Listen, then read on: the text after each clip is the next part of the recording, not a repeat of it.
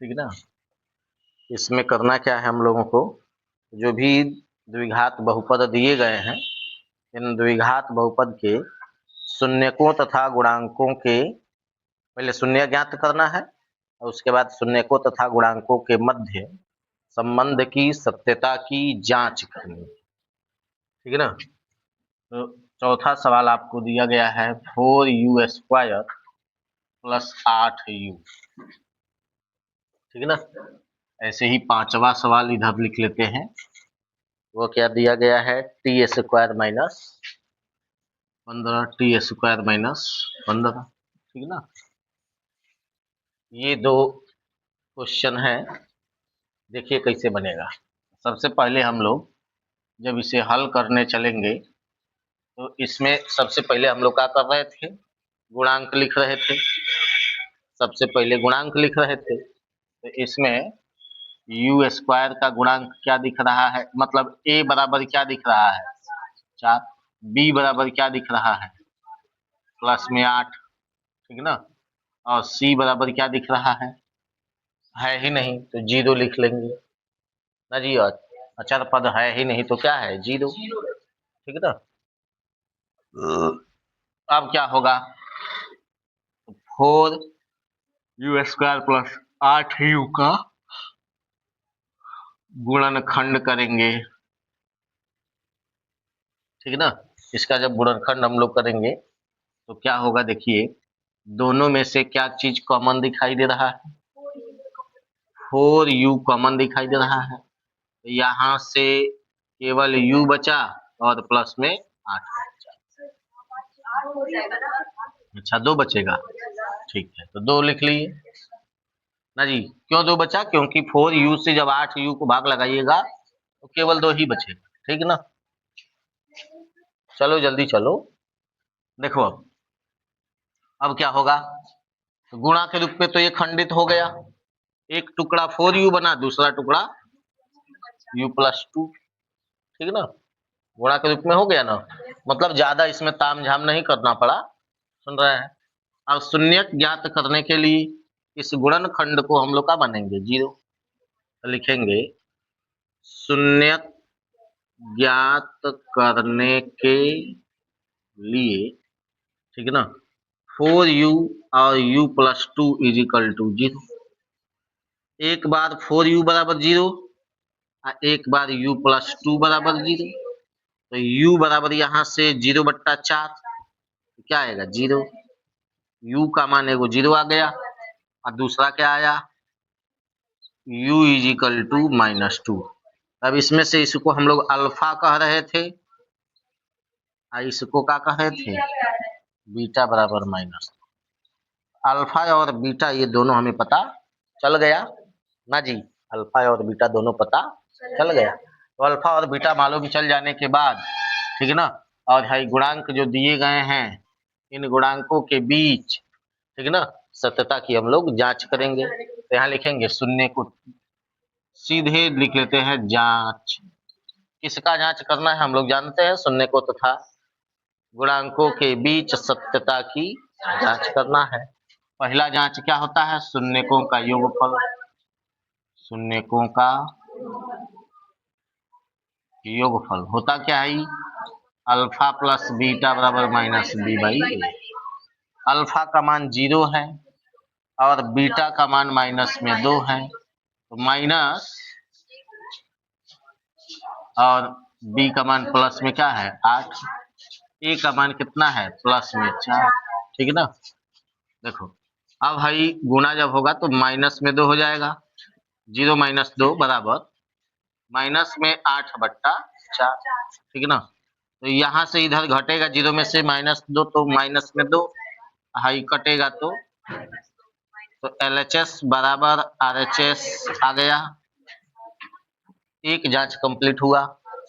फिर दूसरा करेंगे शून्यकों का गुणनफल। शून्यकों का गुणनफल ये अल्फा इंटू बीटा बराबर c/a, माइनस नहीं होता है केवल c/a होता है। ठीक है ना। तो अल्फा इंटू बीटा, अल्फा की जगह 0, बीटा की जगह -2 बराबर c की जगह 0 और बट्टा में 4 प्लस में 4, ठीक ना। जब इनका गुणा होगा तो जीरो में किसी भी संख्या से गुणा होने पर वो जीरो हो जाता है। जीरो से जब इसमें गुणा होगा तो ये सब का हो गया जीरो, और उन्हें का हो गया। जीरो को किसी संख्या से भाग लगाइएगा तब वो जीरो, ठीक ना। तो इधर भी LHS बराबर RHS हो गया ना। तो जांच कंप्लीट हो गया, समझ में आ गया। एक सवाल बन गया, इतना ही काम में करना था। सेम वही काम अब इसमें करना है, ठीक ना। तो इसमें भी सबसे पहले हम लोग a बराबर क्या लिखेंगे बताइए, +1। b बराबर क्या हो जाएगा, b में है नहीं है ना, t वाला पद नहीं है। तो t वाला पद जब है ही नहीं तो उसका गुणांक क्या माना जाएगा, 0, ठीक ना। और c अर्थात अचर पद कितना है, -15। समझे जी। a b c हम लोगों ने इसमें से छांट करके लिख लिया, ठीक ना। अब t² -15 का लिखेंगे गुणन, करिए गुणनखंड t² -15। अब माइनस में 15, तो देखो a² - b² इस फॉर्मूले के अनुसार अगर हम लोग इस पर बैठाएं, सुनो जी, a² - b² के अनुसार इसको अगर बैठाने का प्रयास किया जाए तो 15 को √15 का स्क्वायर लिखा जा सकता है, ठीक ना। तो इस 15 को हमने क्या किया, रूट में 15 इसका स्क्वायर लिख लिया, ठीक ना। अब a + b × a - b, a² - b² बराबर a + b × a - b होता है ना सूत्र। तो उसके अनुसार t - √15 फिर t + √15 हो गया गुणा के रूप में खंडित। अब जब ये गुणा के रूप में खंडित हो गया, सुन रहे हो, जब ये गुणा के रूप में खंडित हो गया तब इसका हम लोग क्या करेंगे, शून्यक निकालेंगे। तो शून्यक निकालने के लिए इसको बराबर 0 मानेंगे, तो लिखेंगे शून्यक ज्ञात करने के लिए, शून्यक ज्ञात करने के लिए, ठीक है ना। तो एक शून्य ज्ञात करने के लिए इस पूरे को पहले 0 लिखेंगे। तो t - √15 है, t - √15 इंटू t + √15 बराबर 0। एक बार अब इसको 0 होगा, t - √15 बराबर 0, और एक बार t + √15 बराबर 0। तो t बराबर हैया से माइनस में √15, हैया से t बराबर में प्लस में √15 ना जी। तो यही ना आ रहा है। अब यह हो गया अल्फा, ठीक, और ये हो गया बीटा, समझे जी। ये क्या हो गया, बीटा बराबर माइनस में रूट में, समझ में आया। देखो अल्फा और बीटा दो शून्यक निकल गए, अल्फा और बीटा दो शून्यक निकल गए। और जब दो शून्यक निकल गए तब जांच होगी, ठीक है ना। अब यहाँ लिखा जाएगा जांच, ठीक है ना। पहला जांच क्या होगा, शून्यकों का योगफल क्या होता है, अल्फा प्लस बीटा बराबर -b/a। अल्फा की जगह क्या लिखा जाएगा, प्लस में √15, प्लस बीटा की जगह क्या लिखा जाएगा, माइनस में √15 बराबर माइनस, हाई फार्मूले में माइनस पहले से है करा के मत छोड़ दीजिएगा वरना सब गलत हो जाएगा, ठीक है ना। b का मान अब यहाँ से रखिए, क्या हो गया 0, और a का मान कितना है प्लस में 1। देखो जो भी मान रख रहे हैं सब कोष्टक में लिख रहे हैं ताकि गुणा भाग करने पर कोई चिन्ह छूटे उटे नहीं, ठीक है ना। अब देखो आपस में जब इनका गुणा होगा, हाई कोष्टक हटेगा तो इनका गुणा होगा चिन्ह का। तो हाई प्लस में 15 तो है ही, अब माइनस में √15 एगो दिया गया, ठीक ना। हाई 0/+1 करने पर क्या होगा, 0 ही तो होगा है ना, हाई कट के क्या हो गया 0। तो LHS बराबर RHS, दोनों पक्ष बराबर हो गया। ऐसे ही दूसरा क्या होगा, शून्यकों का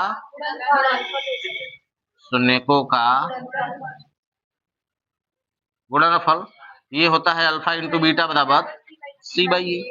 अल्फा की जगह फिर से प्लस में रूट में 15 और बीटा की जगह माइनस में रूट में 15 बराबर C की जगह माइनस में 15 है और A की जगह प्लस में 1।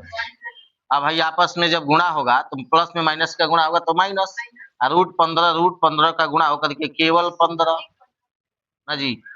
माइनस में रूट 15 1 से भाग लगाने पर तो वही आएगा, तो दोनों पक्ष बराबर हो गया।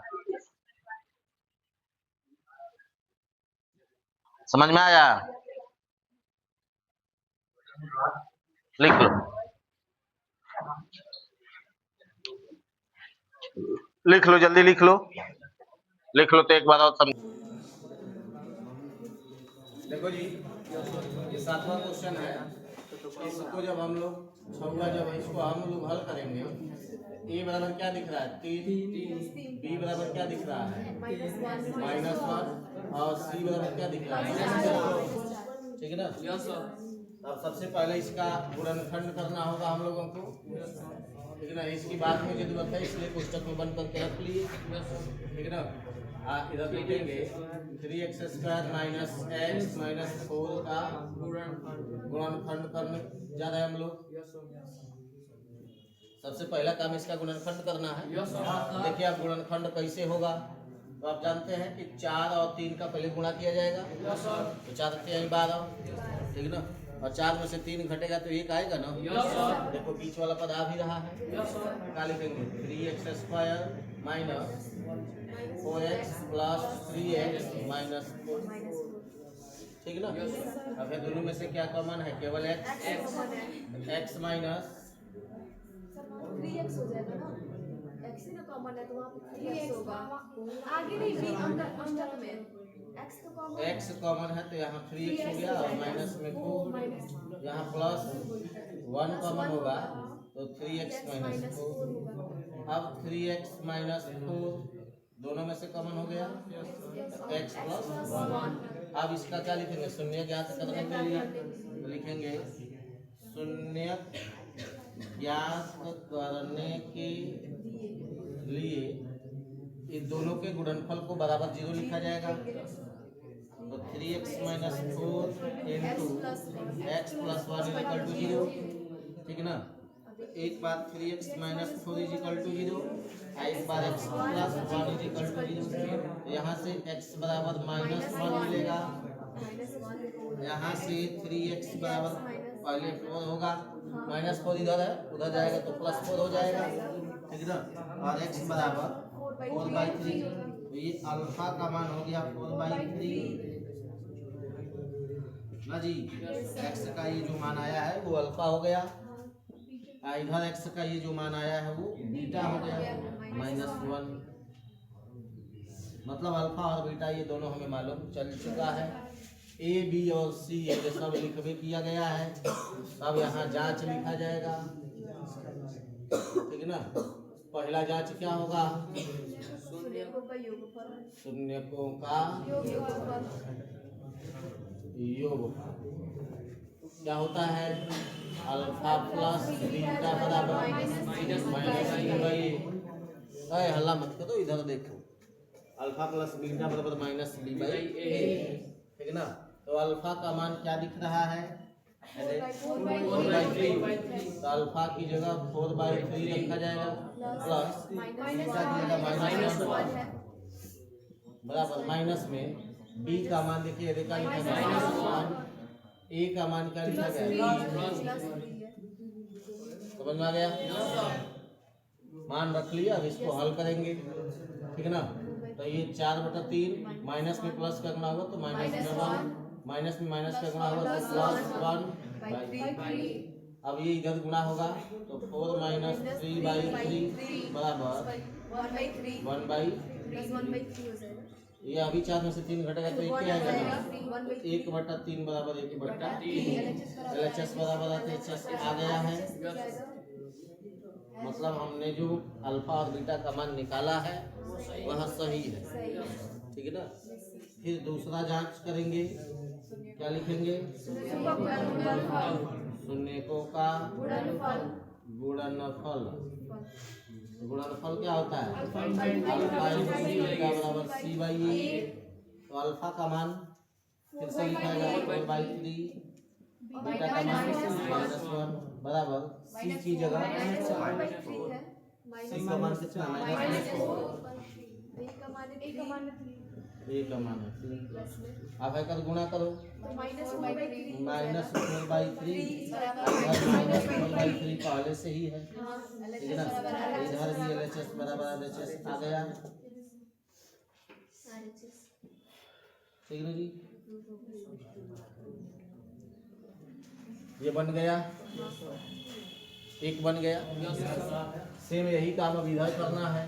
तो इसमें भी ए बराबर देखो क्या दिख रहा है 2। अब बी बराबर क्या दिख रहा है? पूरा यश का है जो गुणांक है ये बी है। तो बी का मान क्या दिख रहा है? माइनस में 1 प्लस रूट में 2√2 और सी का मान क्या दिख रहा है? √2 ना जी। यही ना ए बी और सी के मान दिखाई दे रहे हैं। अब इसमें हम लोग गुणांक लिखने के बाद क्या करते हैं? गुणनखंड। इसको हम लोग कोष्टक में बंद कर लिए। अब लिखेंगे 2s² minus 1 plus 2√2 yes plus √2 का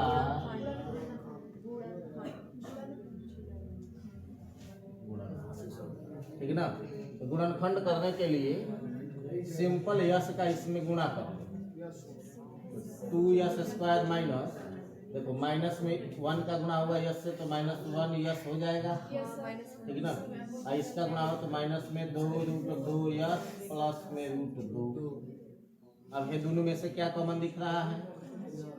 एगो यश कॉमन दिख रहा है, एगो 2 बचा यहाँ, एगो यश बचा माइनस में 1। ये दोनों में से क्या कॉमन दिख रहा है? माइनस में √2 ना जी। 2 यश बचा है माइनस, दोनों का गुणांक एक जैसा दिखाई देने लगा बराबर। तो 2s - 1 और उसके बाद यश माइनस √2, यही इसका गुणनखंड हो गया ना जी। गुणा के रूप में खंडित हो गया। अब शून्य ज्ञात करने के लिए आगे लिखेंगे शून्य ज्ञात करने के लिए, शून्य ज्ञात करने के लिए क्या किया जाएगा? 2s - 1 इंटू यस माइनस √2 बराबर 0। अब एक बार यह 0, 2s - 1 बराबर 0, तो s 2s बराबर 1 होगा। तो -1 इधर है, उधर जाएगा तो +1 हो जाएगा। तो केवल यस बराबर 1/2। यस का ये जो मान है यह अल्फा कहलाएगा, ठीक है ना। सेम अब इसको जब हम लोग बराबर 0 करेंगे तो यस बराबर माइनस में पहले क्या लिखेंगे? s - √2 बराबर 0, तो यस बराबर s बराबर √2 हुआ, यह s बराबर √2 हुआ, ठीक है ना। अब क्या होगा? यह यस का जो मान आया है ये बीटा हो जाएगा √2। तो बीटा अल्फा और बीटा दोनों हमें मिल चुका है। इधर देखो भाई, काहे चक्कर पकड़ उन्हें किए रहता है। तो देखो अल्फा और बीटा दोनों मिल गया। जब अल्फा और बीटा मिल जाता है तब क्या करते हैं? जांच। तो अब आगे लिखेंगे यहाँ से जांच, ठीक है ना जी। जांच में पहला जांच क्या होता है? शून्यकों का योगफल। अल्फा प्लस बीटा बराबर -b, ठीक है ना। मान रखा जाए, अल्फा की जगह क्या रखना है? 1/2 एगो कोष्टक में प्लस बीटा का मान √2, ठीक ना, बराबर माइनस बी का मान क्या दिखाई दे रहा है? माइनस में देखो ये जैसे एगो बढ़ा के कोष्टक लगा लेते हैं और छोटे कोष्टक में है ये का मान रख लेते हैं क्या? 1 प्लस 2√2, ठीक है ना। और ए का मान क्या दिखाई दे रहा है? ठीक है ना। क्या कुछ नहीं हाई माइनस चिन्ह ये वाला है, यस सर हाई वाला माइनस चिन्ह यही पूरा का मान है, बड़ा कोष्ठक में पूरा मान लो, ठीक है ना।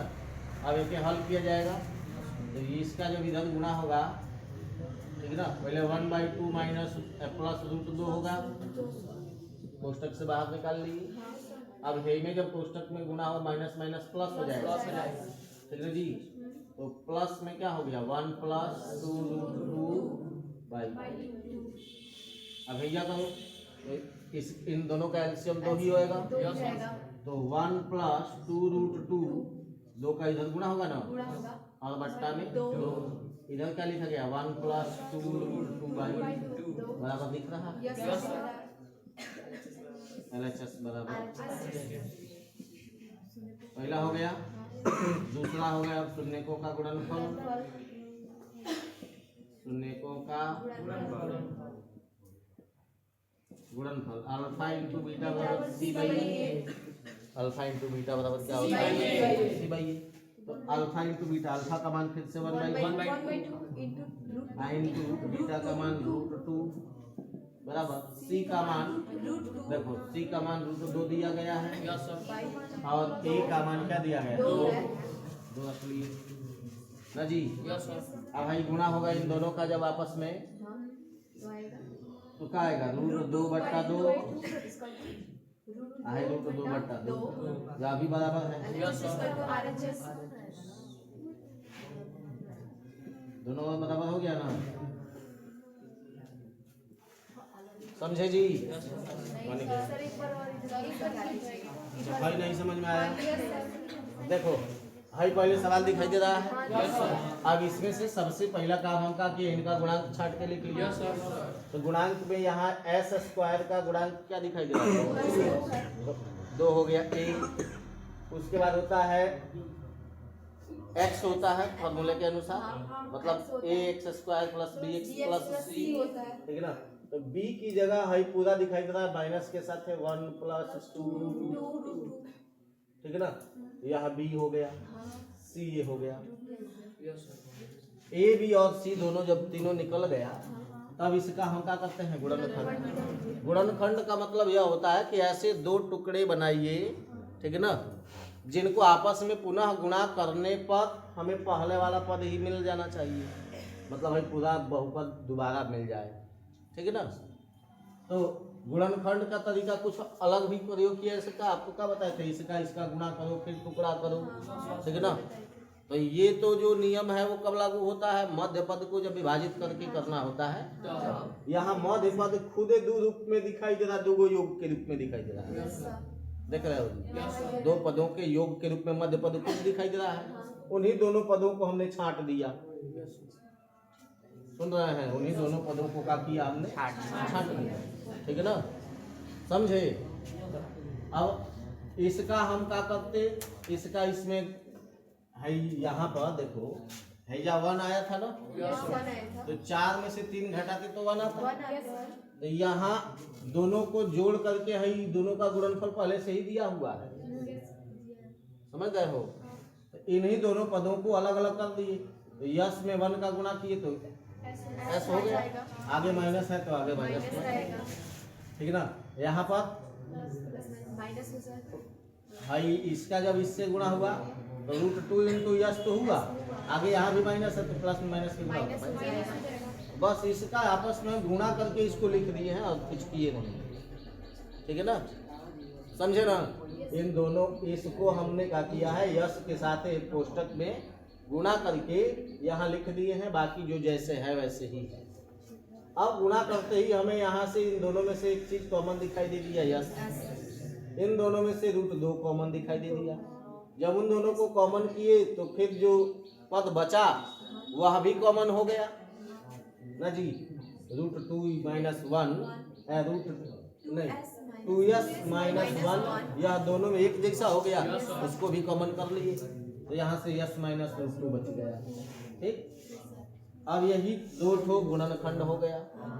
अब इन्हीं गुणनखंडों को हम शून्य ज्ञात करने के लिए बराबर 0 मानते हैं, तो बराबर 0 मान करके इससे 2 शून्य निकाल लिए, एगो अल्फा हो गया एगो। अब अल्फा बीटा मिल जाने के बाद से जांच कर लिया गया। तो जांच करने के लिए क्या किया जाता है, अल्फा प्लस बीटा बराबर माइनस बी। तो मान तो इसी के अनुसार में रखे जाएंगे। अल्फा का मान है हम लोग निकाले हैं 1/2, बीटा का मान निकाले हैं 2, ठीक। माइनस पहले से है और ये पूरा का पूरा बी है। बी का मान है दिखाई दे रहा है, माइनस में आपको लिखा गया है 1 + 2√2, वही लिखे हैं माइनस में 1 + 2√2। अब इस b को अलग दिखाने के लिए हम एक बड़ा कोष्टक लगा लिए हैं ताकि हाई चिन्ह गड़बड़ाए नहीं, ठीक है ना, समझ रहे हैं। a का मान है नीचे 2 दिखाई दे ही रहा है।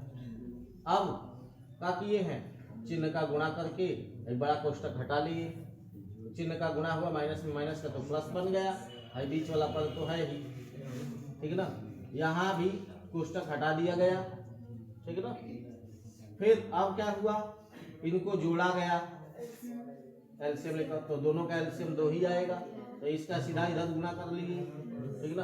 अगर नीचे कुछ नहीं है तो 1 मान सकते हो, तो इसका इधर गुणा इसका इधर गुणा, नीचे दोनों का गुणा होता है ना, तो √2 में इसका 1 का 1 का गुणा हुआ तो 1, इधर √2 में 2 का गुणा हुआ तो √2 हो गया, बट्टा में 2 में 1 का गुणा हुआ तो 2 हो गया। समझ रहे हो, ये दोनों पक्ष बराबर हो गया। सेम वही काम इधर भी हुआ, अल्फा और बीटा का मान रखा गया, मान रखते ही जब इनका गुणा कर दिया जा रहा है तो दोनों पक्ष बराबर हो जा रहा है। देख लीजिए,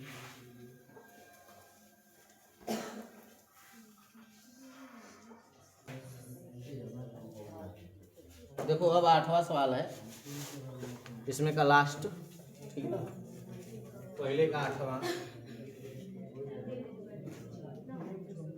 क्या दिया है, u² + 4√2√3 है, u - 15 भी है, ये बना लो। देखो अब इसमें है ना, देखो जी, इसमें a बराबर क्या दिखाई दे रहा है, 1, b बराबर क्या दिखाई दे रहा है, 4√3, c बराबर क्या दिखाई दे रहा है, माइनस में 15, ठीक ना। अब यहाँ हम लोग 15 में 1 का गुणा करेंगे तो 15 होगा। 15 का ऐसा 2 टुकड़ा तोड़िए जिसको गुणा करने पर क्या आना चाहिए, 4√3। बताओ संभव है, संभव है 5 के 15 होता है, 5 गुणे 3 होता है ना जी। देखो ये लिख दे रहा है, 5 गुणे क्या किए हम, 3 है ना, 5 के 15। अब यहाँ ये जो 3 है इसको हम √3 गुणे √3 लिख लेंगे ना जी, √3 गुणे √3, ठीक है ना। अब इससे एक टुकड़ा बना लिए 5√3 दिखाई दिया, और दूसरा टुकड़ा बना लिए √3। दोनों का आपस में गुणा करने पर कितना हो जाएगा, 5 के 15 ही ना होगा। 5 तो है ही पहले से, √3 में √3 का गुणा होगा तो 3 हो ही जाएगा, तो 5 के 15 हो गया ना। अब 5 गो √3 में से 1 गो √3 घटा दोगे, 4 गो √3 बच गया, आ गया, समझ में आया, समझे हो। एक घटाने की बात कह रहे थे, 5 गो √3 में से 1 गो √3 घटाओगे तो क्या बचेगा, 4 बचेगा ना, वही यहाँ चाहिए, नहीं बुझाया। अच्छा ये हाई कितना लिखा गया है, 5 गुणे 3, 5 गुणे 3 मतलब 5 के 15, तो 15 तो है ही। अब यहाँ 3 को हम 2 गो टुकड़ा में तोड़ दिए, √3 गुणे √3, क्योंकि √3 और √3 आपस में गुणा होकर के 3 हो जाते हैं। √3 और √3 गुणा होकर के क्या हो जाते हैं, तो इसलिए इन दोनों को आपस में गुणा करने पर 3 तो हुआ, समझ रहे हैं। अब हमें 2 गो टुकड़ा बनाना है, दिखाई दे रहा है 3 गो, तो है दोनों को आपस में मिला लिए, दोनों को क्या कीजिए आपस में मिला लेंगे तो 5√3 एगो हो जाएगा, 5√3 एगो हो गया, 1 √3 को अलग रख लिए, दुगो है ना अभी भी। हाँ? अब दोनों का गुणा करने पर 5√3 इंटू √3 का गुणा करने पर 15 ही होगा। सुन रहे हो ना? इनका आपस में गुणा करने पर कितना होगा? 15 ही होगा। परंतु 5√3 में से √3 को अगर घटा लें तो हमें 4√3 मिल जाएगा। ठीक, तो यही दो टुकड़ा हमें मिला। तो आप क्या लिखेंगे यहाँ पर? v² minus plus 4√3v minus 15 का गुणनखंड। इनका गुणनखंड करने जा रहे हैं। तो देखिए v² प्लस क्या लिखेंगे? 5√3v माइनस √3v माइनस 15, जो यहाँ लिखे हैं वही ना लिख दिए। अब इनमें से क्या होगा? v एगो कॉमन, तो v प्लस 5√3, यहाँ इन दोनों में से माइनस √3 में से √3 में से निकल सकता है ना। तो √3 में से निकला तो केवल v हो गया। 15 में से √3 कॉमन कर लो। 15 लिखा गया है, √3 कॉमन कर लोगे तो कितना बचेगा? माइनस प्लस में 5 प्लस क्यों? क्योंकि माइनस यहाँ कॉमन हो चुका है। दो को माइनस के गुणा करते हैं तो प्लस हो जाता है। अब भाई दोनों की हो गया, तो v प्लस 5√3 और फिर से v माइनस √3 गुणा कर खंड हो गया। बन गया ना गुणनखंड? और जो गुणनखंड हो गया तो शून्य ज्ञात करने के लिए इसको बराबर 0 लिखा जाएगा। अब आगे लिखेंगे शून्य ज्ञात करने के लिए, ठीक है ना?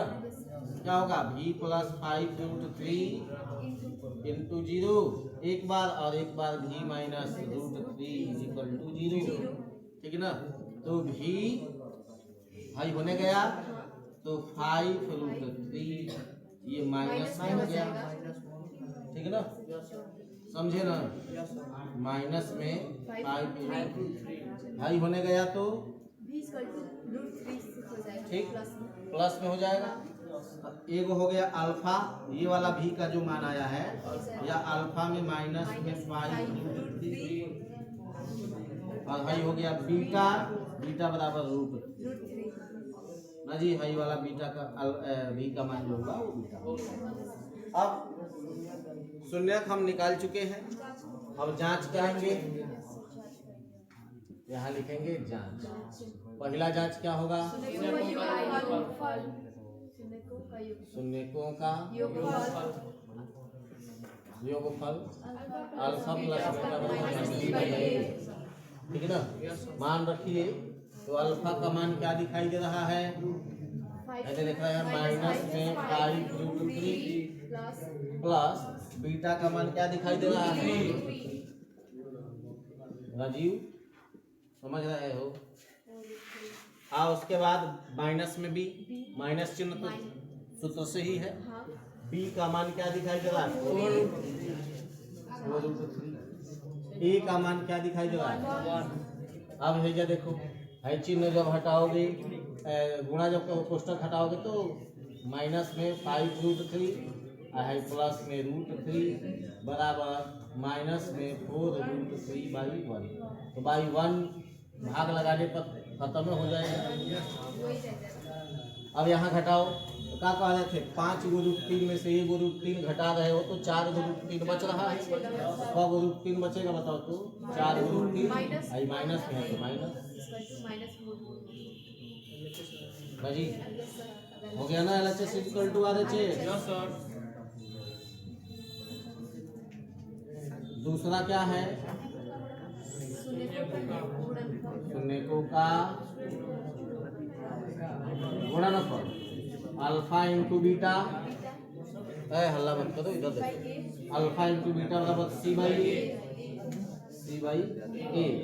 तो अल्फा का मान क्या दिखाई दे रहा है?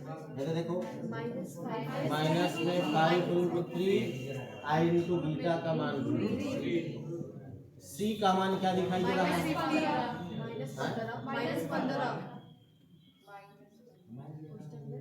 A का मान अब भाई आपस में गुणा होंगे, तो ये आपस में गुणा होकर के 15 ही न था, क्यों 5 √3 का गुणा होकर 3 पची 15, आगे माइनस है तो हाई माइनस था, तो ये भी LHS वाले के साथ है ना।